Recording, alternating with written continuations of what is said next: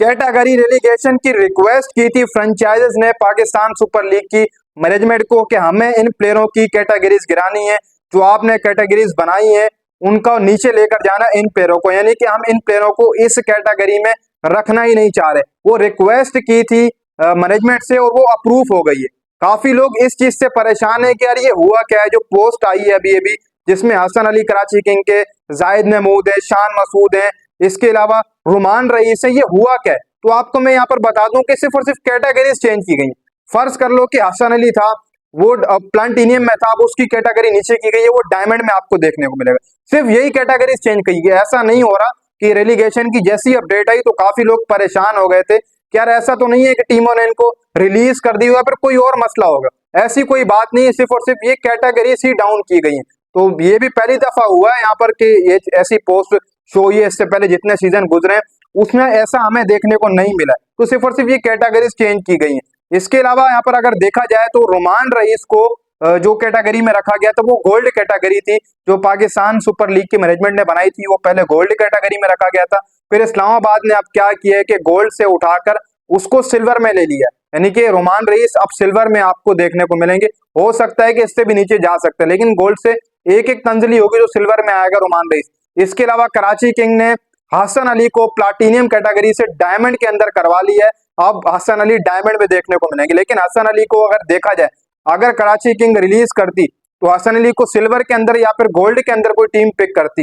Diamond में भी दे दी जगह, ये भी बहुत बड़ी बात है। हसन अली को डायमंड में भी जगह दे दी है कराची किंग ने, ये बहुत बड़ी बात है। प्लाटिनियम से अब वो डायमंड के अंदर आ गए। रिटेंशन में जब होगी तो उसमें हसन अली डायमंड में दिखाई देंगे। इसके अलावा जाहिद महमूद कराची किंग के, उनको गोल्ड से सिल्वर के अंदर किया गया। इसके अलावा कैप्टन शान मसूद जो डायमंड में थे, मैं तो सोच रहा था यार ऊपर लेकर जाएंगे शान मसूद को, लेकिन वो शान मसूद को जो डायमंड दी हुई थी उससे भी हाथ धो बैठे शान मसूद और अब गोल्ड में आ चुके हैं। ऐसा लग रहा है कि जैसे ही टेस्ट आ रहे हैं पहला, फिर उसके बाद कराची की मैनेजमेंट ने सोचा होगा कि यार नहीं भाई, हमारा गुजारा नहीं है शान के साथ, हम इसको डायमंड से ही गोल्ड में फेंक रहे हैं। अब ये ऐसा ना हो कि गोल्ड से उठाकर डायरेक्ट ये शान को बाहर फेंक दें, फिर कोई अगली टीम शान मसूद को सिल्वर में भी पिक नहीं करेगी। इसके अलावा लाहौर कलंदर ने डक के स्टार अब्दुल्ला शफीक साहब को डायमंड से गोल्ड के अंदर किया, हालांकि ये अकेले ही किंग थे लाहौर कलंदर की तरफ से। डायमंड कैटेगरी के अंदर जो बनाई गई थी कैटेगरी, ये उसके अकेले किंग थे, लेकिन अब इसकी कैटेगरी भी चेंज हो चुकी है, ये डायमंड से गोल्ड में आ गए हैं। इसके अलावा मुल्तान सुल्तान ने एक ही प्लेयर को रखा है यहाँ पर, फैसल अकरम को। फैसल अकरम आपके गोल्ड से सिल्वर के अंदर आपको देखने को मिलेंगे, और ये होता है कैटेगरीज आप चेंज करवा सकते हैं। देखो भाई, किस फ्रेंचाइज को देखो, हसन अली क्या प्लाटिनियम का प्लेयर था? नहीं था, सीधी सी हकीकत बात है। तो फ्रेंचाइजेस परेशान हो जाती हैं कि यार जब हम इनको नहीं रख रहे प्लाटिनियम में, हालांकि हसन अली सिल्वर का भी नहीं, हम जब इनको नहीं रख रहे तो फिर पीसीबी ने जो लिस्ट दी है हमें, तो हम भी फिर नहीं मान रहे, फिर रिक्वेस्ट करनी पड़ती है। ऐसा आप रिक्वेस्ट करो तो फिर आपकी एक जो कैटेगरी होती है उसमें प्लेयर को आप तंजीली दिला सकते हो, वो आपकी मर्जी होती है। पहले ऐसा होता था कि फ्रेंचाइजेस खुद ही कैटेगरीज बना देती, लेकिन इस बार तब्दील हुआ है। इस बार पाकिस्तान सुपर लीग की जो मैनेजमेंट है उसने खुद ही कैटेगरीज बनाई है, तो वो फ्रेंचाइजेस को भेजी है। फ्रेंचाइजेस ने जो जो फ्रेंचाइजेस मानी है उन्होंने अपने प्लेयरों को रखा है।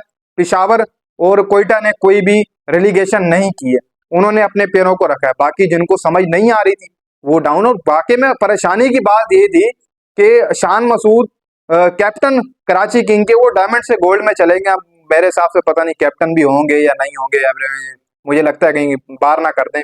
अब मैं तो बोल रहा हूँ इस मतलब कि आप समझ जाएं कि कुछ ना कुछ हो जाएगा, तो बोलना मैं नहीं चाह रहा हूँ, अभी से बताना नहीं चाह रहा हूँ। हो सकता है कि शान की भी छुट्टी कर दें, मुझे लग रहा है।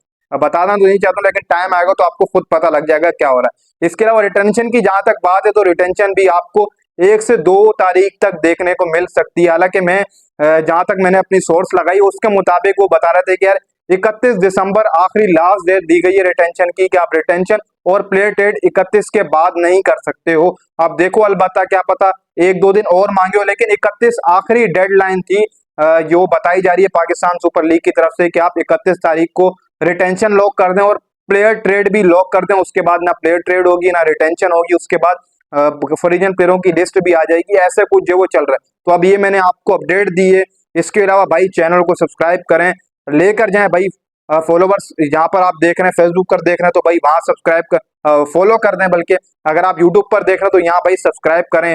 काफी लोग ऐसे हैं जो बिना सब्सक्राइब किए भाई को देख रहे हैं। हालांकि फटाफट अपडेट सबसे पहले आपको स्पोर्ट फ्लिक देता है, लेकिन यहाँ पर काफी लोग बिना सब्सक्राइब किए देख रहे हैं। तो भाई इसलिए सब्सक्राइब करो, लाइक करो, शेयर मारो। फेसबुक के ऊपर देख रहे हो तो वहां भी आप फॉलो करो, आगे लेकर चलो भाई को।